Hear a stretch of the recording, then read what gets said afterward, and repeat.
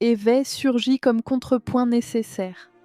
Peur, conformisme, tentative de survivre dans un monde où le courage se paye. Orpheline de la violence d'État, parent mort pour avoir osé résister, elle est le dernier homme de Nietzsche, tête baissée, acceptant, faisant ce qu'on lui ordonne. Elle est le champ fertile où l'idée germera. Mais l'idée ne germe pas en douceur.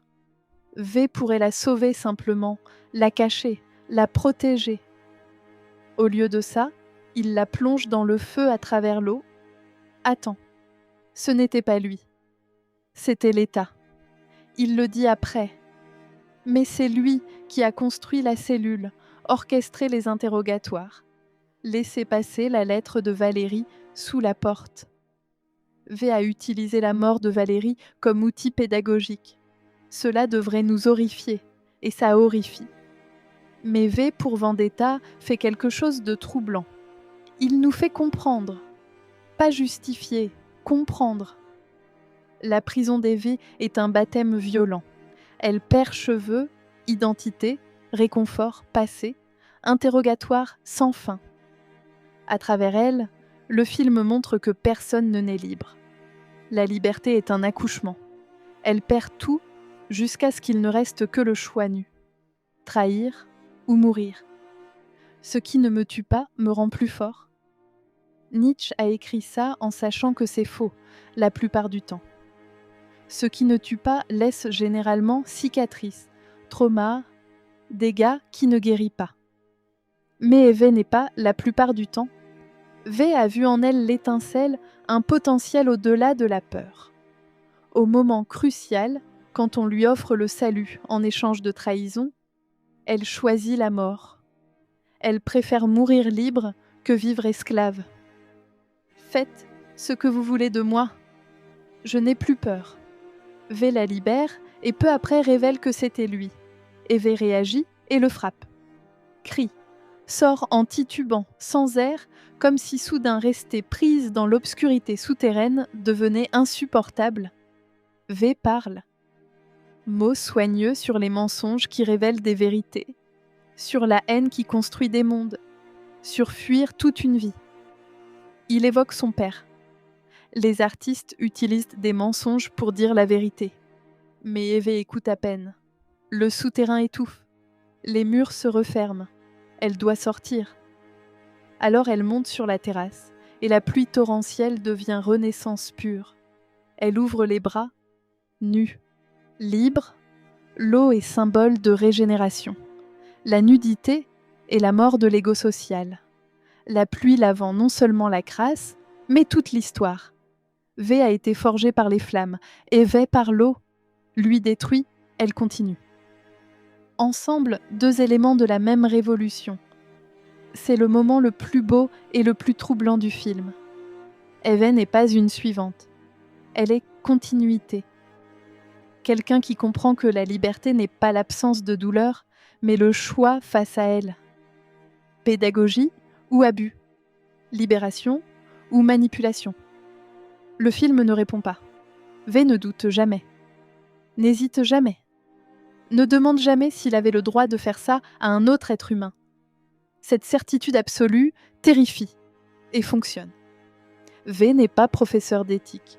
Il est catalyseur. Sa fonction n'est pas moralement irréprochable. C'est briser la peur et il la brise. Et V revient à la galerie après le baptême. Renaissante mais furieuse, trahie mais libre. La contradiction saigne. V allume le jukebox et la musique joue et V observe. Il y a quelque chose de différent en lui, quelque chose qu'elle n'a pas vu avant, ou peut-être a toujours été là, caché sous la performance constante. Alors elle rend la lettre de Valérie, convaincue qu'il ne s'agissait que d'une mise en scène. V ne répond pas par des mots. Il l'emmène vers une porte qu'elle n'a jamais vue ouverte. Le mémorial. Photos de Valérie et des films où elle a joué. Roses, les mêmes roses qu'elle cultivait. Le sanctuaire où V garde les mémoires de ceux qui sont morts à l'Arkil. La lettre n'était pas un outil. C'était un témoignage. Valérie a existé, a aimé, est morte, et V a porté ça pendant 20 ans, pas comme une arme, mais comme souvenir qu'il reste encore quelque chose d'humain sous l'idée. Toute cette séquence est miroir, lyrique de ce qui reste d'humanité en V. Un homme qui a détruit le monde pour libérer les autres, mais qui n'y a plus sa place. Pendant qu'il venge, elle comprend. Pendant qu'il allume la mèche, elle apprend à tenir l'allumette. V ne veut pas être rappelé. Il veut être remplacé.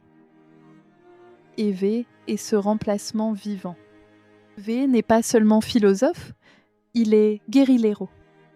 Son masque est le manifeste visuel de l'anarchisme, le pouvoir centralisé et corruption inévitable. Il ne veut pas occuper le trône, il veut le détruire. V ne se bat pas pour remplacer Suttler par un meilleur leader. Il se bat pour en finir avec l'idée même de leader. V n'offre pas de constitution, ne propose pas de gouvernement alternatif. Sa fonction est primitive, démolir ce qui est pourri. Mais il y a quelque chose de plus subtil, dangereux. V ne convertit pas les foules avec des discours enflammés, ne distribue pas de tracts, n'organise pas de cellules. V infecte. Chaque acte est un virus symbolique planté dans la conscience collective. Old Bailey, explosant pendant que le peuple observe, graine. Gordon assassiné pour avoir de l'art interdit, graine. Ève renaissante sous la pluie, graine. Masques se multipliant, graines germant. Les gouvernements ordonnent, les révolutionnaires invitent. V plante la graine et attend qu'elle germe.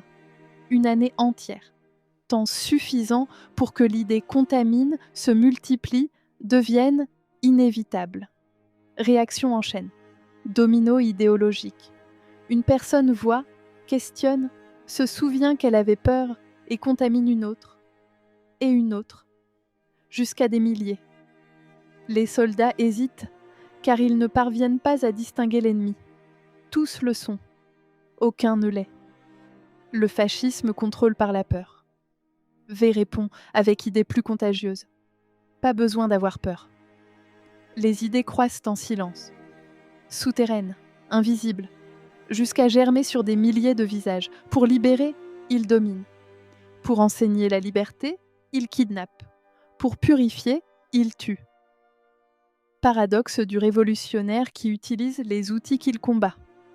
Pas parce qu'il le veut, mais parce que ce sont les seuls dans un monde sans dialogue.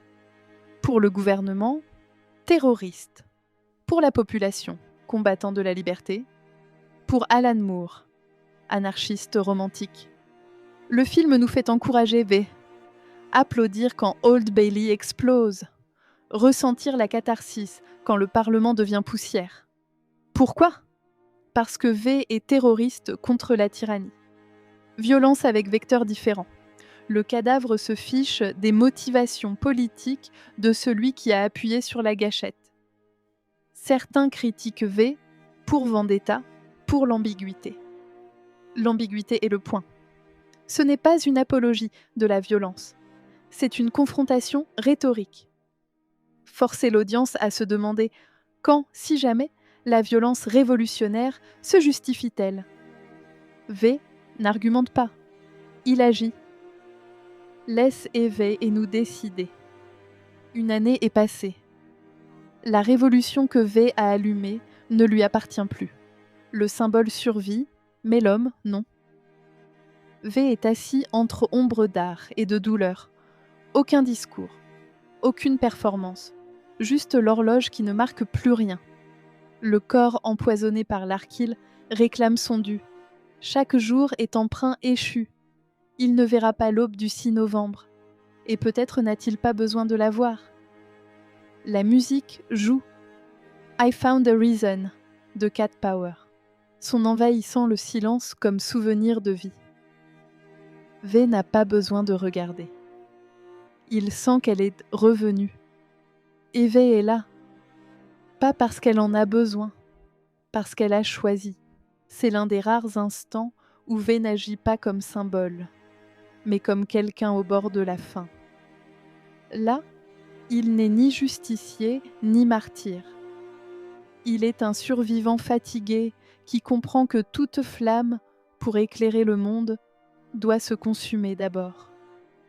Pour la première fois, il n'a pas besoin de déclamer des vers pour exister. Sa présence suffit. Évée aurait pu partir, libre enfin. Mais elle revient, parce qu'elle a compris ce qu'il a toujours su. Certaines choses doivent finir. Et V ne finira pas seul. Dehors, la vox populi reste éteinte. Un peuple muet, qui confond ordre et sécurité, silence et paix. Le monde craint le chaos, mais oublie que le chaos est l'utérus de tout changement. Évée n'hérite pas de la vengeance. Elle hérite du geste.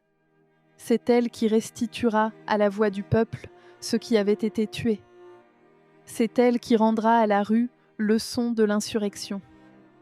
Le piège est tendu. Creedy amène Sutler comme monnaie d'échange. Mais ce qui émerge n'est pas dictateur. Ces créatures pathétiques, effrayées, diminuées. Sans bunker, sans caméra, Sutler n'est qu'humain terrifié face à ce qu'il ne comprend pas. Il supplie, tente de négocier. V ne répond pas. La présence silencieuse dit déjà tout. Tu n'as jamais été puissant. Tu n'étais qu'un haut-parleur. Et les haut-parleurs ne saignent pas. Les hommes, si. Sutler meurt non comme empereur, mais comme lâche révélé. Sa mort n'est pas épique. Elle est pathétique, comme elle doit l'être. Creedy réalise qu'il a été utilisé. Ordonne, tirez. Des dizaines de balles déchirent le corps de V. Il devrait tomber, mais continue de marcher. Ce n'est pas un super pouvoir. C'est la volonté accomplissant sa fonction jusqu'à la dernière seconde. Corps obéissant au-delà des limites parce que la mission n'est pas encore terminée. Il danse entre les couteaux. Mouvement chorégraphié depuis 20 ans. Chaque geste précis. Chaque coup létal. Les hommes de Creedy tombent. Creedy reste seul, fixant le masque, tentant de comprendre l'impossible. 20 ans de préparation, de proie à chasseur, de victime à justice incarnée, de numéro à l'arquile haïdé par balle. Creedy meurt. Et seulement alors V permet au corps de céder. Il marche vers Evie, tombe dans ses bras, le sang vainc finalement la volonté. V ne choisit pas de mourir pour fuir la reconstruction. Il n'a simplement plus de temps. Evie pourrait retirer le masque, elle est seule. Personne ne verrait. Mais elle comprend. Retirer le masque détruirait l'idée. Réduirait V à homme spécifique, avec visage spécifique. Tuer le symbole pour ressusciter le cadavre. Evie choisit de laisser V mourir comme idée. Préserver le verbe, pas le substantif. V est héros tragique dans le moule grec, mu par justice supérieure, condamné par sa propre vertu. C'est pourquoi il doit mourir au moment exact, pour que l'idée respire sans corps, pour que le masque puisse être porté par n'importe qui. Celui qui détruit ne peut habiter ce qu'il construit. Ce sont des rôles incompatibles. Le feu nettoie le terrain. L'eau fait germer. Demander au feu de construire aussi, c'est lui demander de cesser d'être feu. Le Parlement explose avec le train chargé d'explosifs glissant au son de Tchaïkovski. Feu illuminant Londres. Le peuple observe, certains horrifiés, beaucoup en extase, certains pleurant. Le rêve anarchiste de V se concrétise. Détruire les structures de pouvoir et laisser le peuple choisir ce qui vient après. Ne pas installer nouveaux leaders. Juste ouvrir l'espace et voir ce qui pousse dans les ruines. Est-ce lunatique ? Peut-être. Peut-il finir en chaos ? Absolument. Mais peut aussi finir en quelque chose de meilleur. Un peuple qui a appris à ne pas s'agenouiller. La scène finale, des milliers avançant avec des masques pendant que les soldats hésitent, est l'héritage de V. Le symbole se dissout dans la foule. Et la foule, enfin, trouve sa voie. V pour Vendetta ne parle pas seulement de politique, parle de nous, de la tentation de livrer la liberté en échange de sécurité, du réconfort d'obéir. Plus profondément, parle du pouvoir de l'art de rappeler ce que la peur tente d'effacer. V n'est pas un homme, c'est tous. Tous ceux qui ont été réduits à des numéros, tous jetés dans des fosses communes, tous ceux qui ont souffert à Auschwitz, dans les goulags, dans les camps de rééducation, dans les cachots de dictature sans nom. V est un anarchiste romantique. L'anarchie non comme chaos, mais comme chacun étant maître de son propre destin.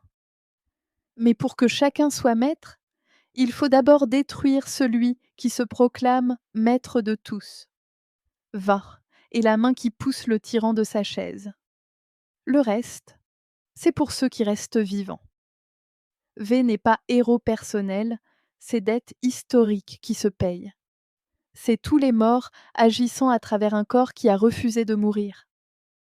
V est le point où Nietzsche rencontre Bakounine, Sartre rencontre Prométhée, Chaos rencontre poésie. Philosophie qui saigne cesse d'être texte et devient explosion. Mais les explosions ne construisent pas. Elles ouvrent juste l'espace. Il est le souffle qui fait imploser la structure. Catalyseur qui sait qu'il ne vivra pas pour voir l'effet, et pourtant allume la mèche.